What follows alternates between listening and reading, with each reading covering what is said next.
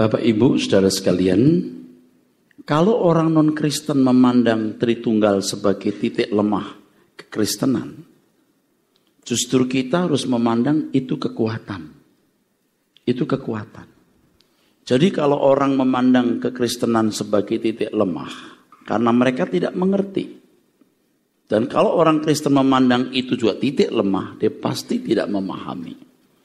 Justru kekristenan memandang Allah Tritunggal itu sebagai kekuatan. Sebab pengajaran mengenai Tritunggal itu memantapkan sikap orang terhadap Tuhan Yesus Kristus. Memantapkan sikap orang, sikap individu terhadap Tuhan Yesus Kristus. Tapi sayang sekali karena banyak orang Kristen yang tidak memahami hal ini sehingga memandang itu sebagai suatu kelemahan. Dan karena tidak memahami kebenaran ini, maka ada orang-orang Kristen yang mencoba untuk memperjelas dengan menggunakan ilustrasi. Justru makin rusak.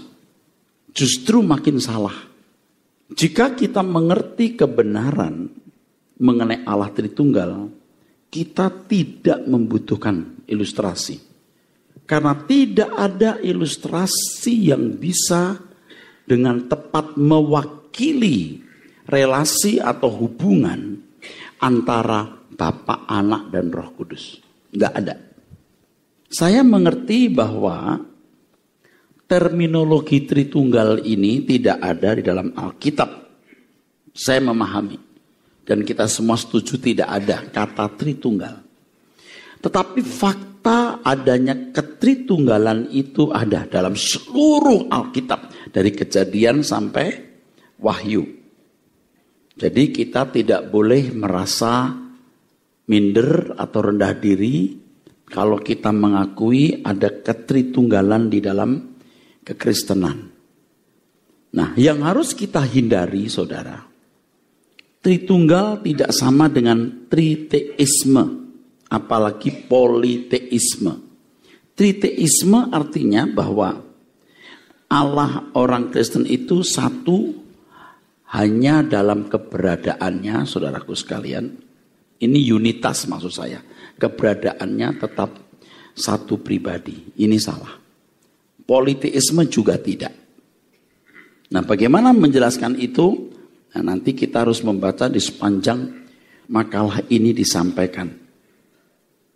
Ya, sepanjang makalah disampaikan, orang akan mengerti relasi antara Bapa, Anak, dan Roh Kudus. Selama ini kita baru Bapa dan Anak, Roh Kudus belum muncul.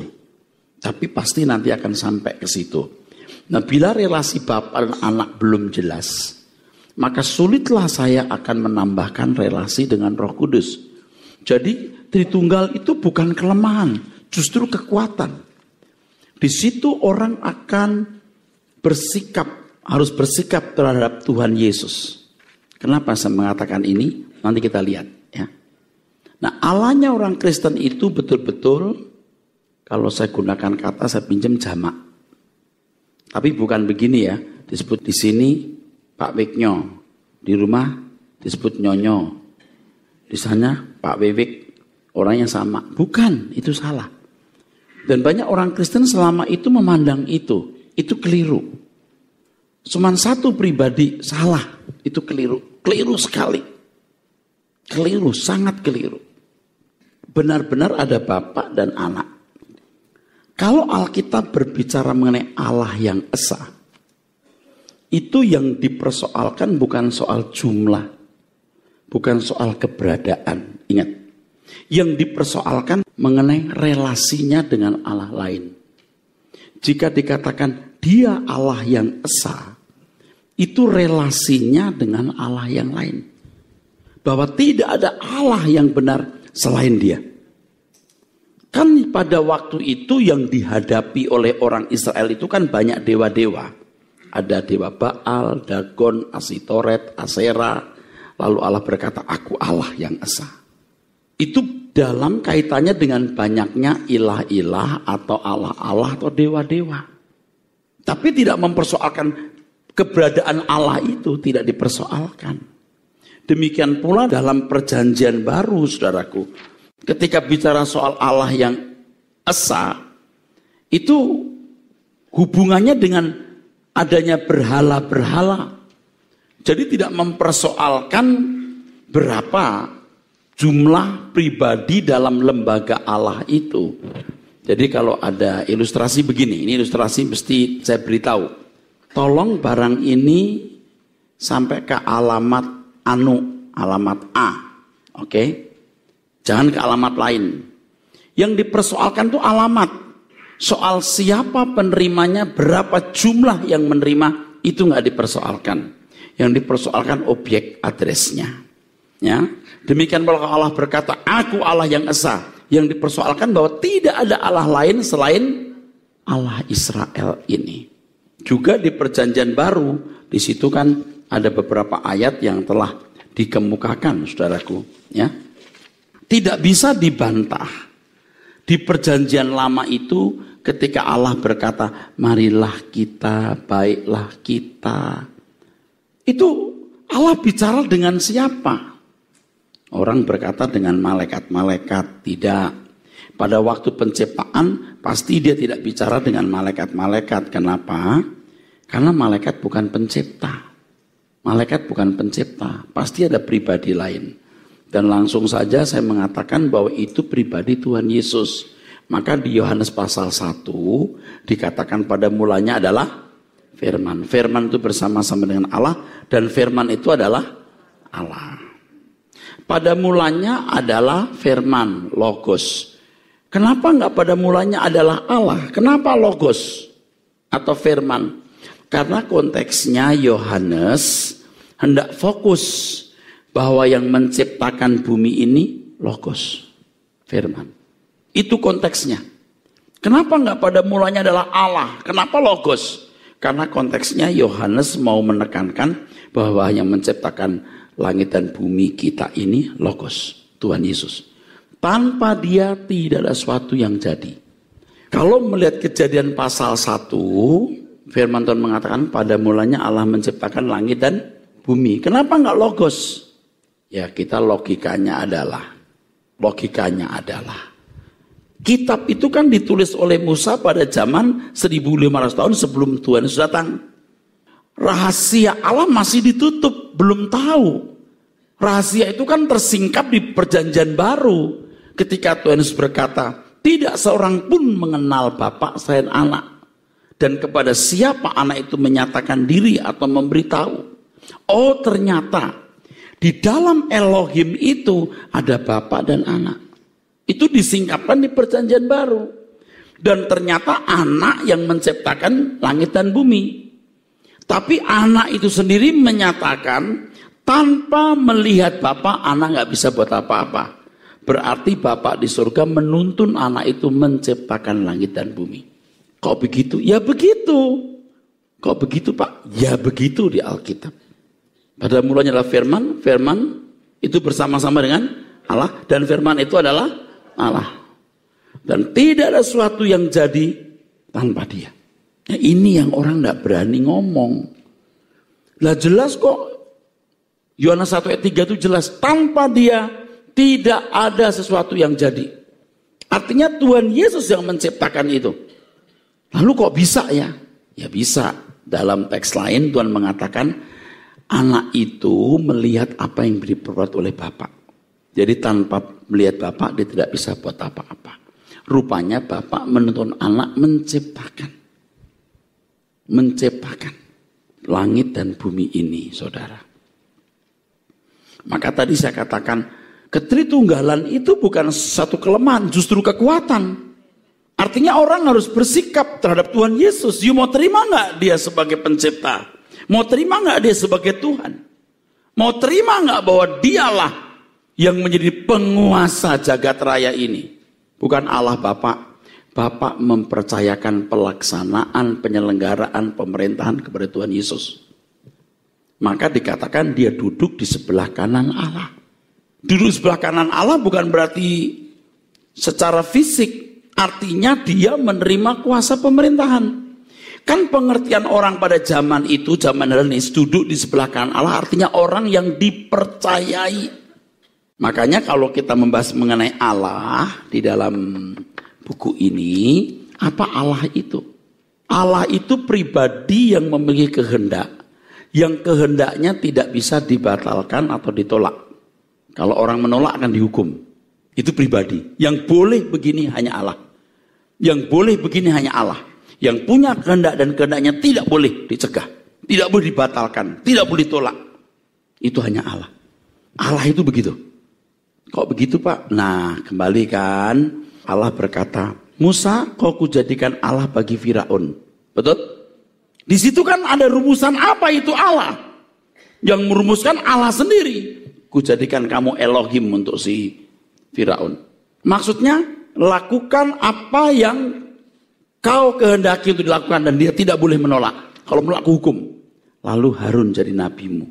Jadi Allah itu pribadi yang punya kehendak, punya keinginan, yang kehendaknya tidak boleh ditolak. Tidak boleh dibatalkan, tidak boleh dicegah. Kalau dicegah, dia akan menghukum. Dan ini penting, dalam pelaksanaannya ada yang melakukan atau menyelenggarakan sebagai mandataris. Harunlah yang melakukan. Di sini kita mendapat gambaran bahwa ada pribadi yang punya kehendak, punya rencana, yang kehendak rencananya tidak boleh ditolak, dibantah. Dan dalam penyelenggaraan kehendaknya itu ada pribadi yang melaksanakan. Nah, ini analog, ini sejajar. Allah Bapa punya kehendak, anak yang melaksanakan. Jadi akhirnya kita tidak mempersoalkan pengertian esa itu apa. Berapa jumlahnya, tidak perlu dipersoalkan. Sebab pengertian esa itu bukan pada jumlah. Kalau dalam konteks Kristen, esa itu pada garis kehendak. Garis komando. Ada kebersatuan yang sempurna antara Bapa dan anak. Itu letak keesaannya. Bukan jumlah. Kok begitu? Dari dulunya begitu. Kalau you nggak terima, ya nggak bisa ngomong karena Alkitab berkata begitu. Jadi Allahnya orang Kristen berapa, Pak? Nggak penting. Emangnya kalau satu atau dua ada pengaruh terhadap imanmu? Kalau orang ributin Allah itu esa, apakah itu ada pengaruh terhadap kehidupan imannya? Nggak ada. Kok dikatakan esa, Pak? Konteksnya kan dengan dewa-dewa lain. Nggak ada Allah lain kecuali dia. Ternyata dia itu ada Bapak dan anak. Bapak yang punya kehendak, anak yang melaksanakan. Maka dikatakan bahwa pemerintahannya, Mika 5 ayat 1-2, bahwa anak darah itu mengandung, betul nggak? Nah, yang pemerintahannya, maksudnya Tuhan Yesus, sudah ada sejak zaman purbakala, sejak dahulu kala. Jadi Allah kita berapa? Nggak penting. Nggak penting. Pertanyaan itu nggak penting. Sebab kalau 3 atau 2 atau 4, itu nggak mempengaruhi moral kita. Nggak mempengaruhi. Yang penting ada Bapa, ada anak. Dan ada benang merahnya yang jelas. Nah, pengenalan inilah yang penting. Supaya manusia menemukan siapa dirinya dan siapa Allah. Jadi kita nggak perlu terjebak dengan kata esa itu. Jangan terjebak di situ. Sedangkan di Alkitab kita saja cuma 2-3 ayat mengenai Allah itu esa. Di Perjanjian Lama. Perjanjian Baru juga tidak banyak ayat itu. Kenapa kita persoalkan? Yang mempersoalkan itu karena mereka tidak mau menerima adanya pribadi yang melaksanakan kehendak Allah. Kita terjebak dengan esa. 1. Emangnya kenapa kalau esa? Kenapa kalau 2? Esa itu 1 kan? 1 dalam hal apa? 1 apanya? Jangan terjebak. Allah orang Kristen berapa? Enggak perlu dipersoalkan berapa. Ada Bapa, ada anak. Ini kan Allah yang complicated juga. Ini pun juga belum menjawab keberadaan Allah secara sempurna sebenarnya. Belum. Tetapi kita sudah mendapatkan frame-nya, bingkainya. Bingkainya jelas. Detailnya kita nggak akan bisa mengerti walaupun Allah buka sempurna. Misalnya, nanti kalau bicara soal Roh Kudus ya. Kan di Kisah Rasul Roh Kudus mengingatkan Paulus. Paulus itu bandel. Roh Kristus yang datang. Paulus diingatkan Roh Kudus masih mau nekat. Roh Kristus yang menegur dia. Baru Paulus belok. Loh kok mesti ada Roh Kristus? Ada Roh Kudus. Apa bedanya Roh Kudus dengan Roh Allah? Nggak tahu kan? Ada Roh Kudus, ada Roh Kristus. Roh Kudus ingatin Paulus, Paulus masih tidak mau nurut, masih nggak mengerti, masih semangat mau ke Asia. Roh Kristus yang datang. Itu kan misteri sebenarnya. Nah, singkatnya begini, ada Bapa, ada Anak. Dan mewakili lembaga ilahi ini, Roh Kudus yang memenuhi jagat raya. Maka ketika ada doa mengatakan Bapa kami yang di surga, itu bukan di sini, di surga. Yang di sini apa? Rohnya. Apakah rohnya pribadi yang lain? Bisa dikatakan ya, mewakili Allah. Tapi juga bisa tidak, jika Roh Kudus merupakan roh Allah sendiri. Kok bisa begitu? Kenapa enggak bisa? Kalau saya di sini, roh saya nggak ada di rumah. Tapi kalau Allah ada di sini, rohnya bisa di rumah. Lah kalau Tuhan Yesus gimana? Kalau Bapa memberi kemuliaan kepada Tuhan Yesus, itu memberikan kekuasaan. Di dalam kekuasaan termasuk kemampuan untuk dalam tanda kutip maha tahu. Apakah maha tahunya Roh Kudus dan Tuhan Yesus sama dengan maha tahunya Allah Bapa? Belum tentu. Karena pribadi Bapa dan Anak ini bisa berpisah benar-benar. Faktanya bisa. Ketika Tuhan Yesus berkata, tidak seorang pun tahu kedatangan Anak kecuali Bapa. Apa dalam rangka menjadi manusia atau setelah itu juga tetap tidak tahu. Maka katakan frame-nya sudah dapat, detailnya itu banyak yang kita tidak tahu. Tapi biar, karena nanti kalau kita serba tahu, kita jadi Tuhan barangkali. Nah kita harus tahu bingkai besarnya yang itu punya implikasi dalam hidup kita. Yang penting implikasinya. Itu kan implikasinya luas sekali. Allah Anak jadi manusia mengosongkan diri dari kemuliaan. Ya, tadi saya singgung tapi belum lengkap. Kalau roh Allah mewakili dua pribadi ini, Tuhan Yesus memiliki kekuasaan. Duduk di sebelah kanan Allah. Dia juga memiliki kemampuan untuk maha tahu dalam tanda kutip dari roh Allah yang menguasai bumi. Maka dia berani berkata, aku mengutus kamu, roh penghibur, pendamping Parakletos. Bapak kami yang di surga. Kenapa enggak di sini? Kenapa yang di surga? Karena pribadi Allah yang maha agung pasti ada satu tempat. Sedangkan rohnya meliputi jagat raya. Itulah roh Allah. Jadi ini dulu diterima dulu. Kalau nggak diterima repot. Allahnya orang Kristen berapa? Nggak penting dijawab. Nggak bisa dong. Kenapa nggak bisa? Harus esa. Kok harus esa? Saya mau tanya, you kenal Allah dari mana? You tahu Adam dan Hawa dari mana? Kalau orang Kristen tahunya dari Alkitab siapa? Orang Israel yang diutus Musa. Kita ambil dengan jujur sepenuhnya kita serap. Dan di situ Elohim. Itu jamak. Ada kata kita dan seterusnya itu di halaman 4 itu. Faktanya begitu. Nah kenapa orang Israel nggak tahu? Ya boro-boro tahu, nyebut Yahweh aja nggak berani. Waktu turun di gunung mereka gemetar, jauh-jauh. Enggak. Dan mereka dengan pikiran sempit sebagai orang beragama. Jadi bukan tidak mungkin tokoh-tokoh perjanjian lama juga mikir. Cuman nggak muncul aja di perjanjian lama. Bukan tidak mungkin. Kenapa Elohim namanya? Dan Allah dalam pertimbangannya tidak perlu dimasukkan dalam Alkitab. Karena mereka tidak perlu dan tidak bisa memahami itu. Kok begitu? Ya pertimbangkan dulu saudaraku. Nggak ada jawaban lain kecuali ini. Ketika anak itu menyingkapkan, oh ternyata dalam lembaga ilahi itu ada Bapa dan ada Anak. Itu dulu yang penting saudaraku. Dan kita harus terima. Jadi Allahnya orang Kristen berapa? Nggak penting. Betul? Karena harus esa. Tanya, esanya apa? Satu kan? Satu dalam hal apa? Ya harus pribadinya. Kok mesti begitu? You dari mana tahu soal Allah? Kamu dari sononya itu jamak? Kita kan dengan jujur melihat dong Alkitab itu begitu ya. Kita ngomong begitu. Jadi pengertian kata esa ini akan kacau kalau ada satu keyakinan mengenai Allah yang esa.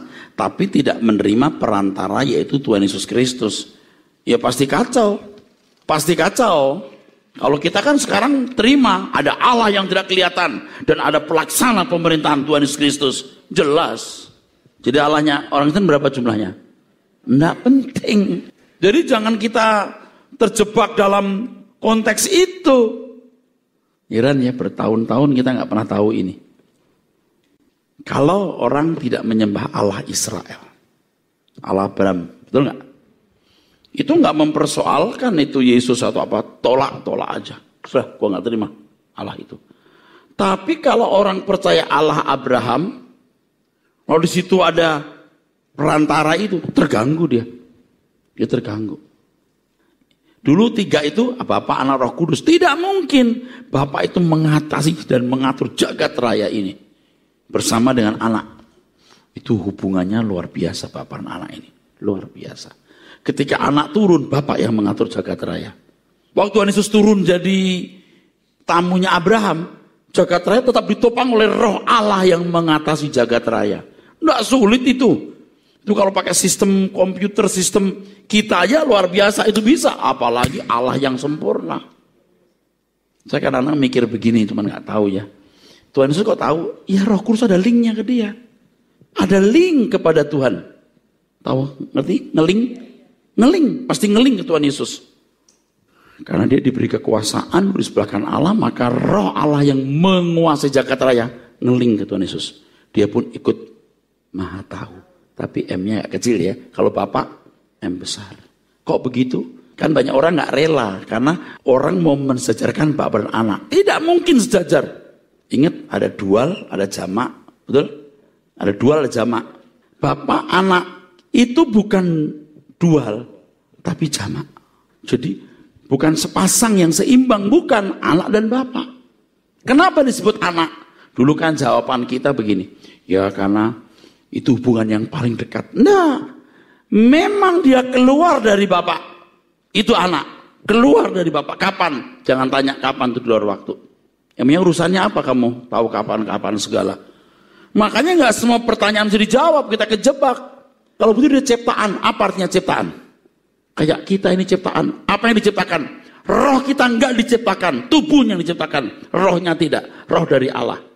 Nah itu ciptaan enggak? Apa itu ciptaan? Itu dulu, jangan terjebak. Tapi dia anak dari Allah, kapan? Untuk apa kamu tahu kapan? Dia ada sebelum ada waktu. Seandainya kamu tahu kapan, apa untungnya kamu?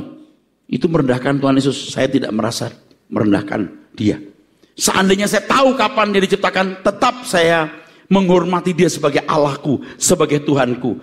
Kalau maaf ya, saya bapak ya. Saya bilang, hei, kamu hormati aku enggak? Ya, hormati dia. Dia wakilku. Ayo, nurut. Karena you menghormati aku, karena you taat kepadaku, you harus hormati dia. Jadi enggak ragu-ragu lagi. Nah kalau kita berdoa gimana Pak kepada Bapak Tuhan Yesus? Nah ini masalah. Ternyata dalam berhubungan dengan Tuhan pun perlu waktu untuk bisa memahami Bapak dan anak. Jadi sesekali saya berkata, Bapak di surga. Ya Bapakku. Saya tahu Tuhan di sampingnya Bapak. Atau Tuhan Yesus tolong aku. Aku tahu Bapak di atas anak. Atau ya Bapak ya Tuhanku. Dua-duanya. Itu perlu pengalaman pribadi. Sesekali kita berdoa itu kehadiran Allah Bapa menggetarkan. Sesekali seperti sahabat Tuhan Yesus yang datang. Kok begitu Pak? Ternyata perlu waktu untuk pengalaman pribadi dengan Tuhan itu. Enggak merasa Tuhan tersinggung kalau saya berkata, Bapa, ku mau indah di matamu seperti putramu Bapa. Di sebelah kanannya Tuhan Yesus. Atau Tuhan Yesus tolong aku seperti engkau untuk mencintai Bapak. Aku tahu Bapak di atasnya. Kok begitu? Emang begitu? Sekarang you mau gimana? Sejajar? Tidak mungkin sejajar. Karena Tuhan Yesus diutus oleh Bapak. Dia utusan, dia anak. Udah jelas itu kenapa kok kita ribut?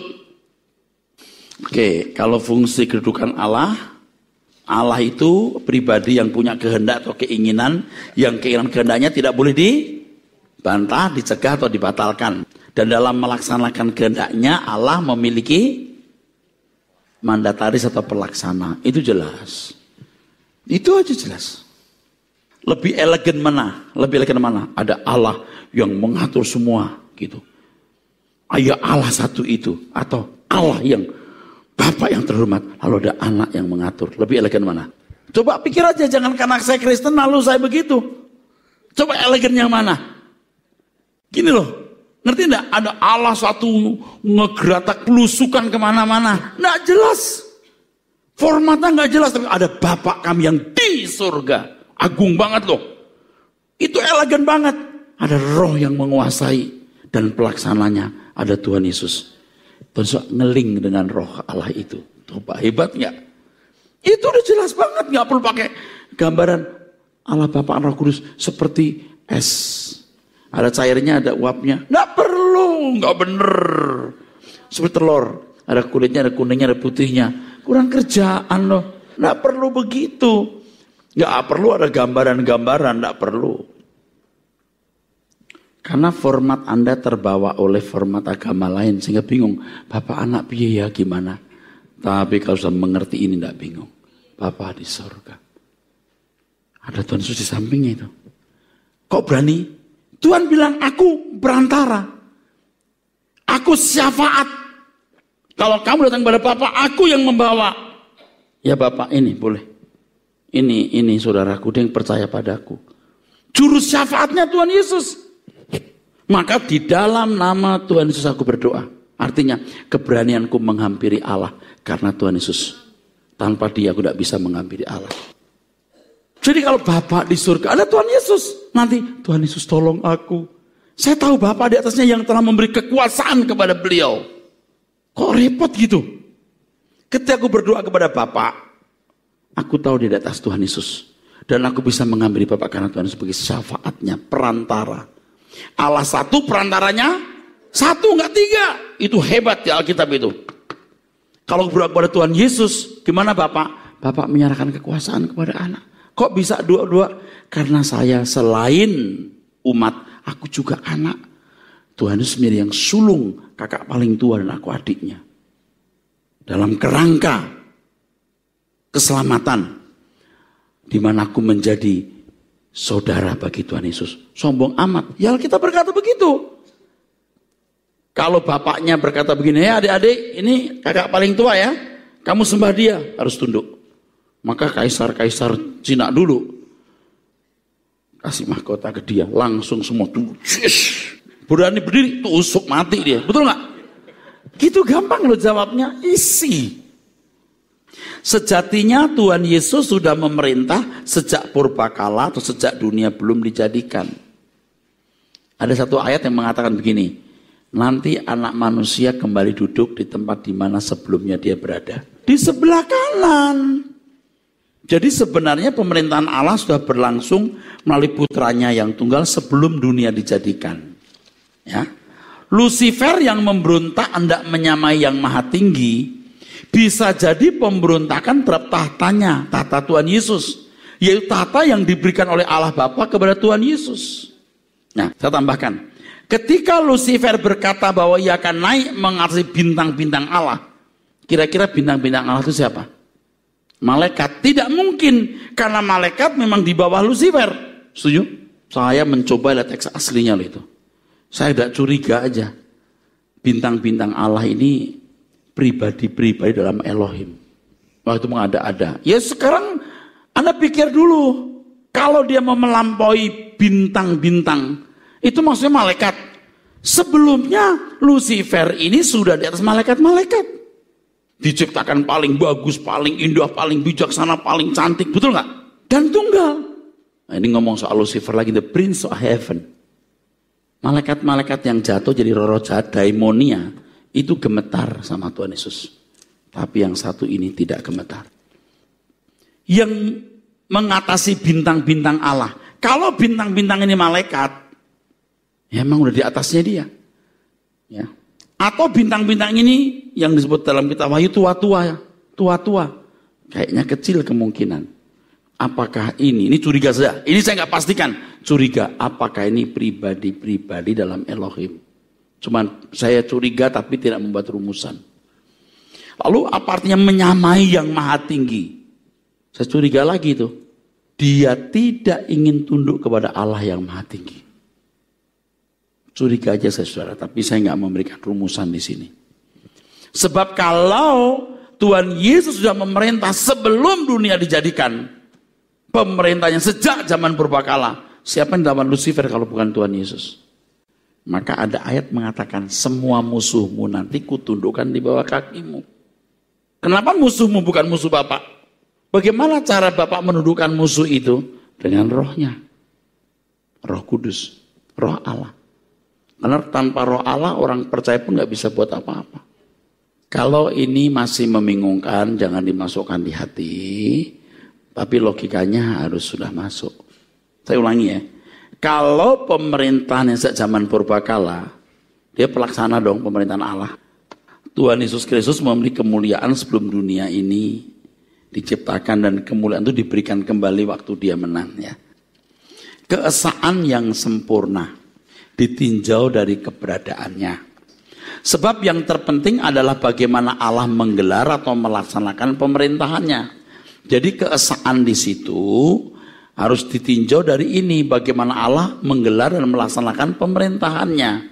Bahwa segala sesuatu yang dikehendaki oleh Allah Bapa untuk dilakukan pasti dilakukan sempurna oleh Sang Putra. Dalam hal ini relasi antara Bapa dan Anak relasi yang sempurna. Bersama menciptakan bumi dengan segala isinya, bersama memerintah jagat raya dalam kesatuan dan kebersamaan yang sempurna. Di dalamnya nampak sekali benang merah dari rencana Allah yang sempurna atas dunia ini, itu sejak kejatuhan manusia ke dalam dosa dan penebusan. Ya. Benang merahnya jelas, saudaraku. Jadi kan sekarang kita tahu kan, ketika manusia pertama gagal mengalahkan Lucifer yang jatuh, betul? Jadi corpus delicti, anaknya harus turun, ada pelaksana dia bertanggung jawab. Jika hal ini kita pahami, maka kita tidak lagi mempersoalkan mengenai keesaan Allah yang tidak memiliki implementasi dalam kehidupan iman Kristiani. Apa artinya Allah itu esa atau tidak? Kalau seandainya Allah itu 3 atau 4, apakah memiliki pengaruh dalam diri kita? Tentu tidak ada pengaruhnya sama sekali, kecuali ya soal poligami. Kembali kepada pembahasan sebelumnya mengenai makna kata esa, bahwa hal itu dikemukakan bertalian dengan adanya berbagai ilah dan dewa objek penyembahan. Kata esa dalam Alkitab tidak mempermasalahkan keberadaan Allah itu sendiri.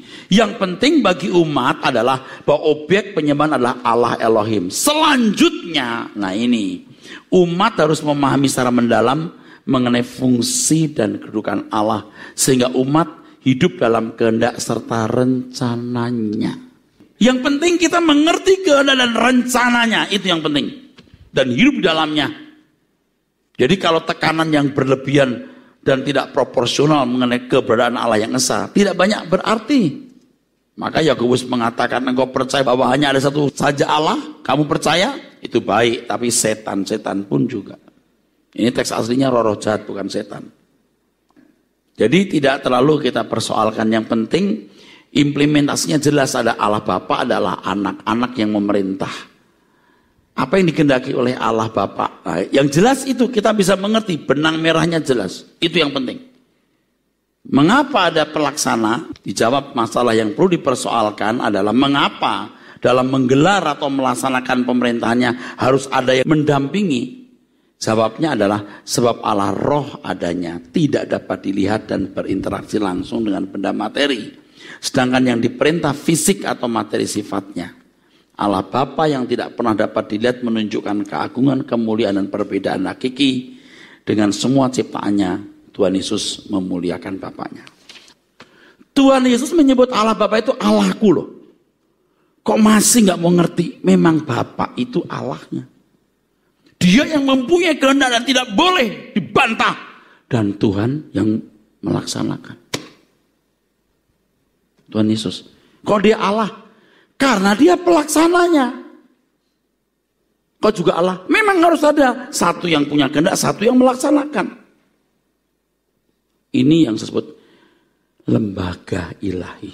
Nah, kata lembaga Allah itu memang gak ada di mana-mana, saya buat sendiri. Tapi itu kata bagus menjawab ya saudaraku. Tuhan Yesus sendiri menyatakan bahwa tidak ada seorang pun yang pernah melihat Allah Bapa. Dan anak itulah yang tampil dan menyatakan siapa Bapa. Tapi jangan tanya saya, begini loh. Apakah Tuhan Yesus pernah melihat Allah Bapa? Lalu bagaimana relasinya waktu di sana? Itu yang misteri. Itu yang saya nggak bisa jawab. Dan nggak perlu bisa dijawab.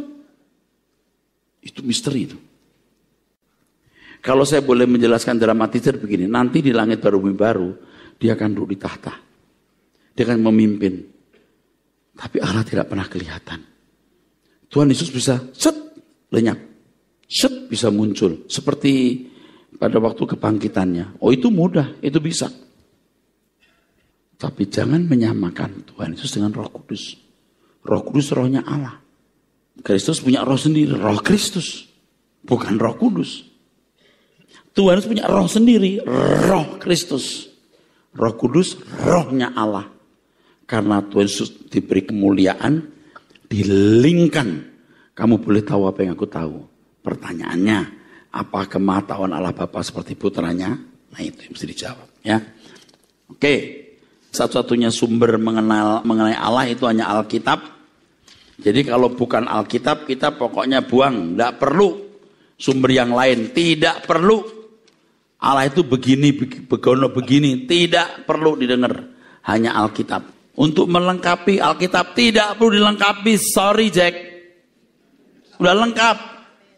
Tidak ada Tuhan selain Allah. Amin. Asal Tuhannya Yesus Kristus. Udah gitu aja. Memang. Nggak ada orang bisa jadi Tuhan kecuali Allah. Nah Allah itu apa dulu? Saya sudah jelaskan ya, bahwa Tuhan itu majikan atau Tuhan ya. Jadi ketika belum disingkapkan mengenai keberadaan Allah yang sesungguhnya, bangsa Israel sebagai pewaris pengenalan akan Allah, mengenal Allah hanya sebagai satu pribadi tunggal atau esa secara dangkal. Ini kalimat bagus loh. Ketika belum disingkapkan mengenai keberadaan Allah yang sesungguhnya, bangsa Israel sebagai pewaris pengenalan akan Allah hanya mengenal Allah sebagai satu pribadi tunggal atau esa secara dangkal, miskin, dan sederhana. Itulah sebabnya mereka menjadi fanatik terhadap Allah yang esa. Dan kalau ada yang mau mensejajarkan dirinya dengan Allah Bapa, wah itu menghujat. Itu dosa besar. Dan salah satu penyebab mengapa orang Yahudi begitu benci dan membunuh Tuhan Yesus, karena dia menghujat Allah. Mengaku-ngaku anak Allah. Itu hebat loh, Tuhan Yesus merendahkan diri seperti itu. Ngaku anak Allah. Kalau kita nih, emang gitu ya. Mau tahu buktinya kamu? Waduh, selesai deh. Nggak ada juru selamat kalau Tuhan emosi lalu di luar kontrol gitu.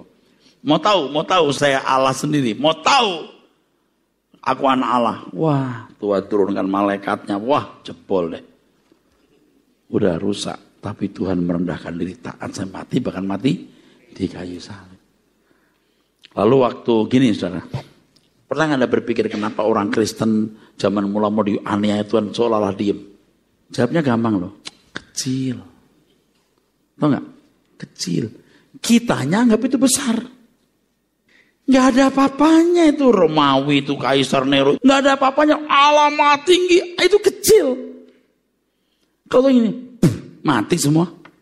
Tapi Tuhan nggak bikin begitu karena Tuhan mau mempersiapkan jemaat ini menjadi anggota kerajaan Allah, bangsa-bangsa surgawi. Itu yang berat. Jadi masalah udah nggak perlu dianggap besar, nggak ada lagi Pak Pendeta tolonglah saya. Watak kita berubah. Itu yang susah, karakter kita. Hebat loh, firman itu implikasinya hebat loh. Dia itu memerintah. Sahabat kita, Tuhan kita, Raja kita, itu memerintah. Dia Raja yang memerintah.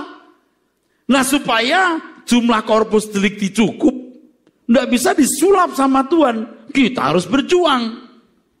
Waduh, jadi nyambung kemana-mana ini soal Allah Tritunggal ini. Waduh, betapa terhormatnya Tuhan Yesus. Sebab diberi kekuasaan tanpa batas. Nggak ada batasnya kecuali satu, tunduk kepada Bapa. Kekuasaan Tuhan Yesus itu tidak ada batasnya kecuali tunduk kepada Bapa. Hebat sekali saudaraku. Sekarang kita melayani Tuhan Yesus. Saya masih nanya loh, Tuhan, bagaimana aku melayani Engkau dengan baik? Saya masih nanya, saya tidak mau meleset. Oh Tuhan bilang, Rasus diam, jangan keluar rumah, saya nggak keluar.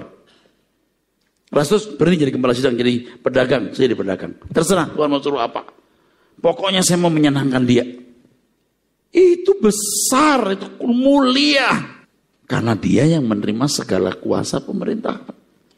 Makanya justru ini soal Allah Tritunggal. Wah, itu kekuatan Kristen kita. Kan agama rata-rata begini. Kita berbuat baik, nanti kita mati ada pahala di surga. Surga itu apa? Pahala dalam bentuk apa? Bisa jawab nggak? Injil yang menjawab. Tentu orang yang belajar Injil dengan benar. Amin.